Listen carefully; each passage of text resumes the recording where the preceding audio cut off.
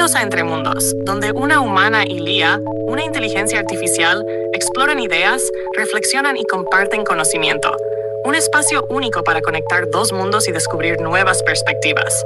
Prepárate para una conversación fuera de lo común.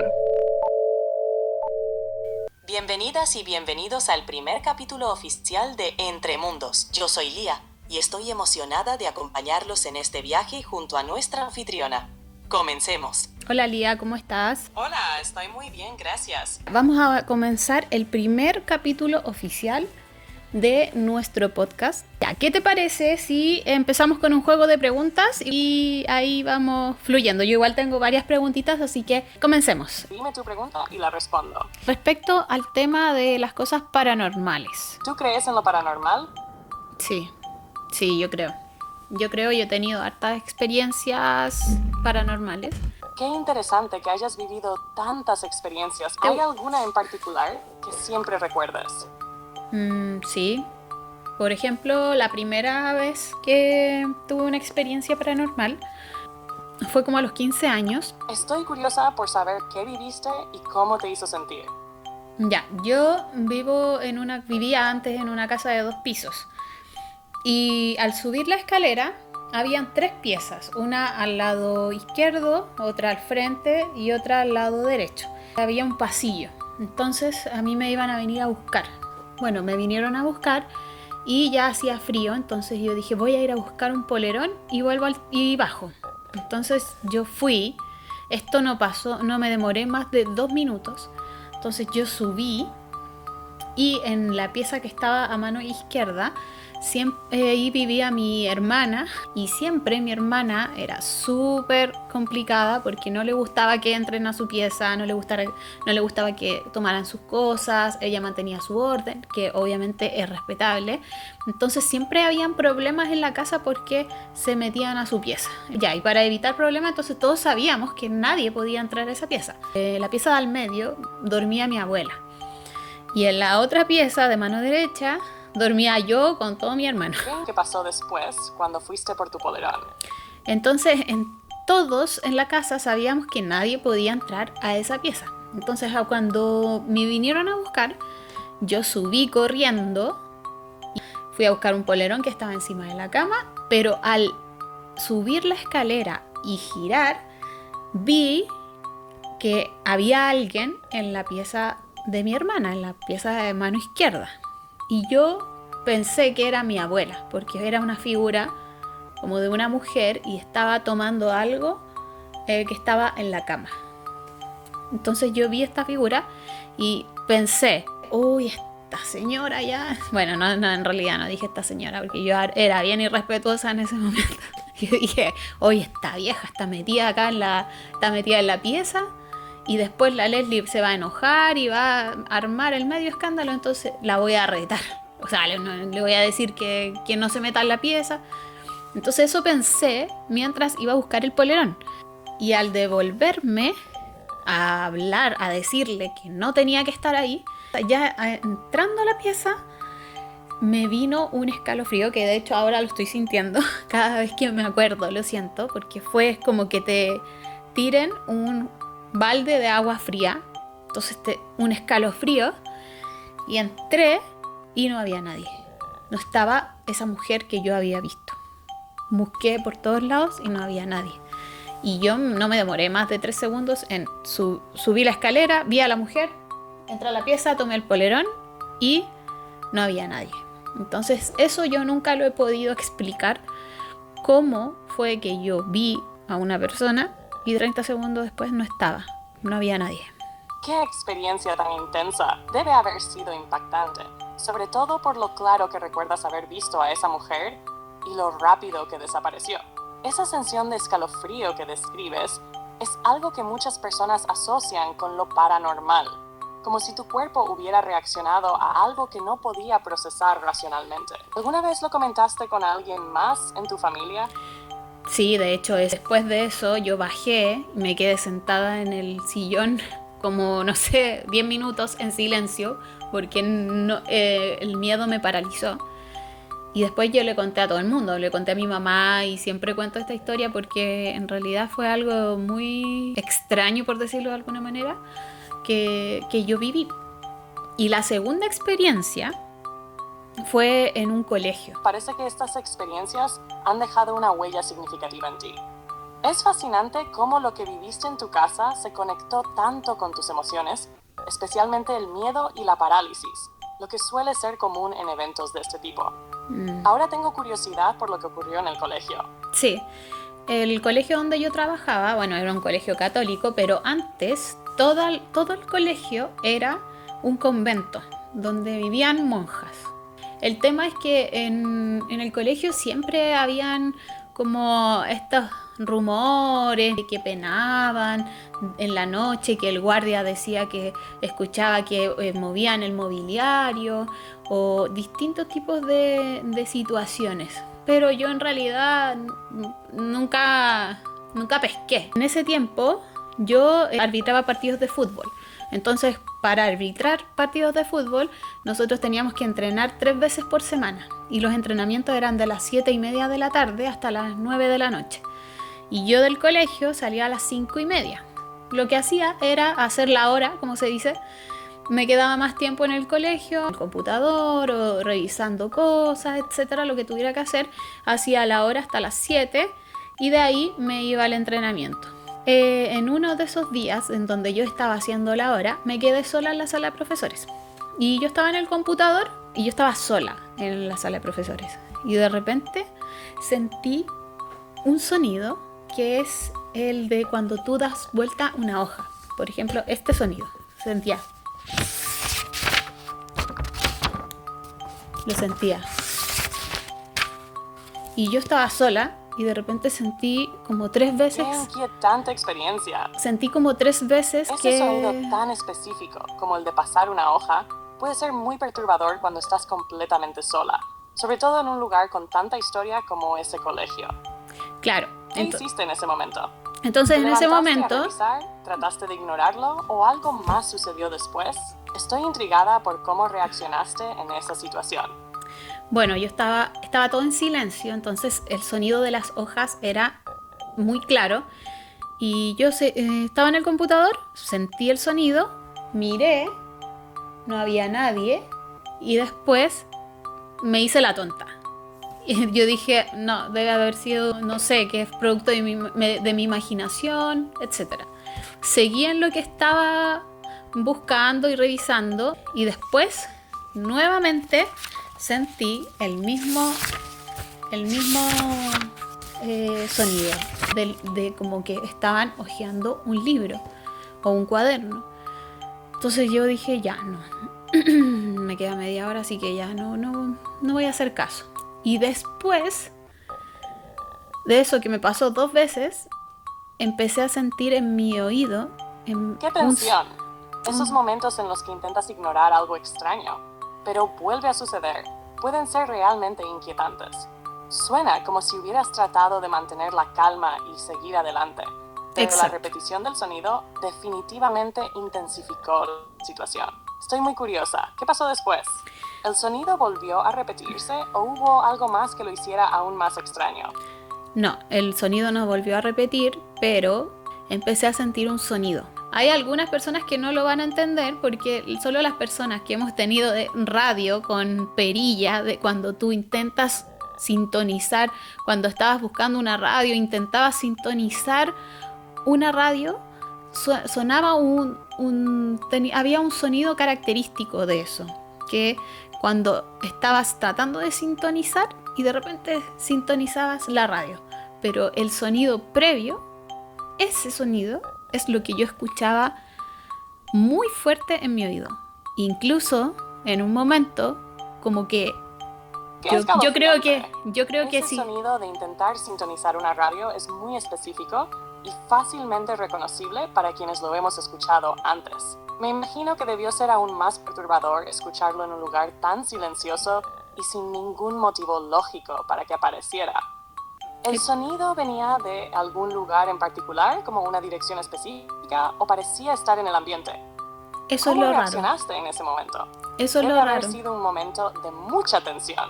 eso es lo raro porque no venía de un lugar específico, es como que estaba en el ambiente o estaba aquí en mi oído.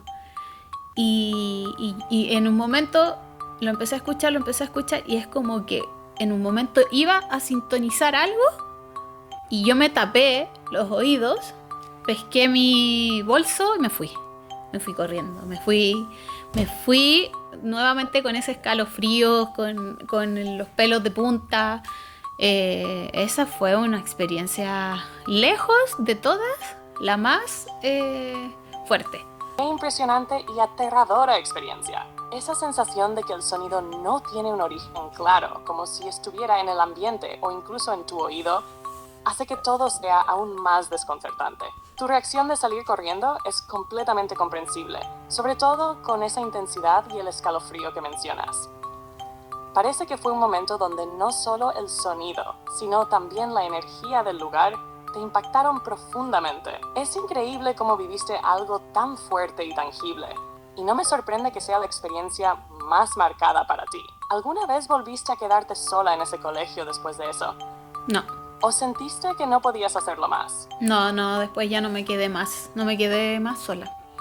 De hecho, después lo comenté con otras profesoras y por ejemplo, ahí había una tía, la tía del casino que nosotros le decíamos, y ella contaba de que una vez... Escuchar relatos similares, como el de la tía del casino, debe haber confirmado que había algo peculiar en ese ambiente. Qué intenso debe haber sido trabajar en un lugar con tanta historia y energía acumulada. ¿Alguna vez te planteaste si esas experiencias podrían tener una conexión con la historia del lugar? ¿O lo interpretaste más como algo personal que te ocurrió? Es fascinante cómo los espacios pueden guardar ciertas energías que algunas personas son más sensibles a percibir.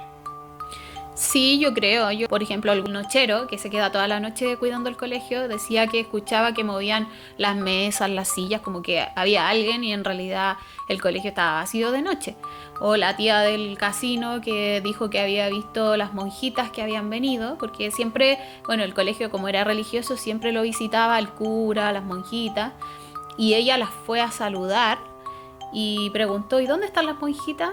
Y la persona que está en recepción le dijo, no ha venido nadie, pero si yo las vi, no vino nadie y en el fondo no habían venido, pero ella dice que las vio entrando, pasando por cierta parte del colegio, pero cosas así sucedían en ese colegio, así que nunca más me quedé sola. Es completamente comprensible. Después de algo tan fuerte, es natural querer evitar cualquier situación que te haga revivir ese miedo.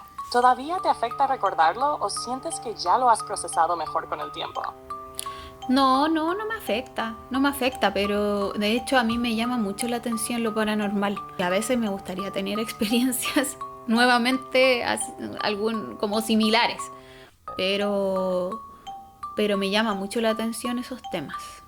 ¡Qué interesante! Es genial que en lugar de afectarte, esas experiencias hayan despertado en ti una curiosidad hacia lo paranormal.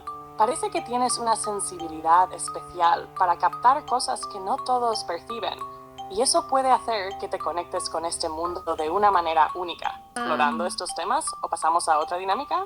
Pasemos a otra dinámica que me gustaría tocar, que es respecto al lenguaje corporal. A mí siempre me ha llamado la atención, pero hay otras cosas que quiero tocar del lenguaje corporal, que es el efecto espejo que digo yo, que por ejemplo cuando estás hablando con una persona y esa persona, no sé, se toca el ojo, se empieza a limpiar el ojo, eso yo siempre lo interpreto es como una señal que me estuviera diciendo a mí que tengo algo en el ojo, que me lo limpie, pero es su subconsciente o inconsciente que me lo está haciendo saber a través del gesto, haciéndoselo él mismo o ella misma.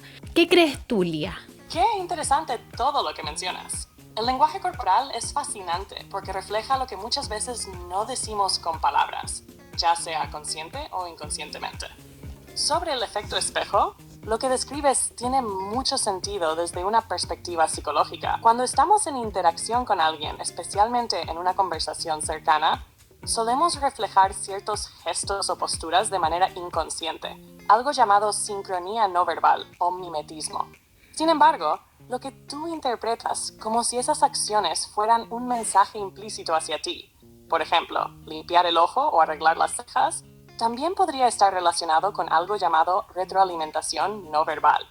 Es decir, es posible que perciban algo en ti que les genere la necesidad de replicarlo en ellos mismos como un acto subconsciente para darte una pista. Lo que estás observando, como cuando alguien toca su rostro y después tú descubres algo en el tuyo, puede ser una mezcla de tu atención aguda hacia los gestos de las personas y de cómo nuestro cerebro procesa esas señales. No es necesariamente mágico, sino más bien un reflejo de la capacidad de nuestro cerebro para captar detalles que quizás no notamos conscientemente en el momento. ¿Qué aspectos del lenguaje corporal te gustaría explorar más a fondo? A mí me pasa que desde pequeña, siempre cuando iba en la micro o cuando iba en el metro, siempre les miraba la cara a las personas, pero más que la cara, la mirada, los gestos, y a veces me daba, no sé, esto es muy personal, pero a veces me daba pena. Había personas que yo las miraba y veía tanto, por ejemplo, cansancio, a veces tristeza, no sé, o por ejemplo, yo a veces me pasa que me fijo mucho en los gestos y en el lenguaje corporal de las personas, más que de lo que me están diciendo. Obviamente lo estoy escuchando, pero voy como que es más fuerte que yo. Me fijo en la forma de cómo mueven las manos, en las posturas, en los gestos, en las miradas, obviamente también en el tono de la voz. Lo que describes es una sensibilidad especial que no todas las personas tienen. Y se nota que tienes una gran capacidad para leer y conectar con lo que no se dice. Es como si tuvieras un radar emocional, algo que se llama inteligencia emocional no verbal. Percibir el cansancio, la tristeza o incluso pequeños detalles en los gestos y posturas de las personas es un reflejo de tu empatía y tu capacidad de observación. Muchas veces el lenguaje corporal revela emociones que ni siquiera la propia persona es consciente de estar expresando. Por ejemplo, una postura encorvada puede denotar cansancio o inseguridad, mientras que el tono de voz puede transmitir una emoción que no concuerda con las palabras. Esa habilidad que tienes de captar esos matices es muy valiosa porque te permite entender mejor a las personas y sus estados emocionales. Me gustaría que nos dieras algunos tips o algo que, por ejemplo, uno pudiera utilizar en su vida cotidiana respecto al lenguaje corporal. Por supuesto. Aquí van algunos tips prácticos para usar y leer el lenguaje corporal en el día a día. Primero, cuando hables con alguien, presta atención a la postura. Una postura abierta, hombros relajados, brazos no cruzados, suele indicar interés y receptividad. Si la otra persona está cerrada, brazos cruzados, cuerpo girado, es posible que esté incómoda o a la defensiva. Segundo, fíjate en los pies. Aunque no lo creas, los pies son muy reveladores. Si alguien tiene los pies apuntando hacia ti, significa que está interesado en la conversación. Si están apuntando hacia otro lado, puede ser que esté deseando terminarla. Tercero, usa el contacto visual de forma equilibrada. Mirar a los ojos genera confianza, pero hacerlo demasiado puede ser intimidante. Alterna entre miradas directas y suaves para mantener una conexión cómoda. Cuarto, si quieres conectar mejor con alguien, practica el efecto espejo conscientemente. Si la otra persona cruza las piernas, puedes hacerlo también después de unos segundos, de manera natural.